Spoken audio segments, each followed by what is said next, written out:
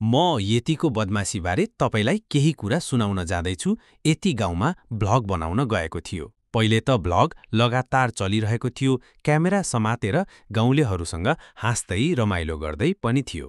तर एक दिन कालो यतिको आँखा पर्यो खेतबारीमा फलेका हरियो काँक्राहरूमा। ओहो, त्यो यतिको मनमा त काँक्रो चोर्ने ठूलो योजना पलाएर हो कि भोकले चिडिएर हो कि अथवा स्वादिलो देखेर पनि होला।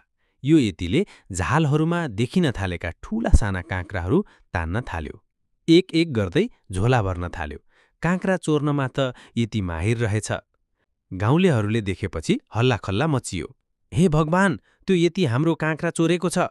तर यति अचेल धेरै चलाक भयो। कसैले समाउन सक्दैन। बिना हल्ला लुकेर काँक्रा लिएर खेत छोड्छ। भ्लग बनाउने नाममा काँक्रो वा फलफूल जुन पनि चिज चोरेर खानु र भाग्नु गलत काम हो। बरु मागेर पो खानुपर्छ। चोरीले कहिले सफलताको बाटो देखाउँदैन। चोरेर अन्न, पैसा वा वस्तु पाए पनि त्यो केही दिनको लागि मात्र हुन्छ। तर मेहनत गरेर कमाएको कुरा सधैँ टिकाउ र सम्मानजनक हुन्छ। मेहनतले मात्रै जीवनमा साँचो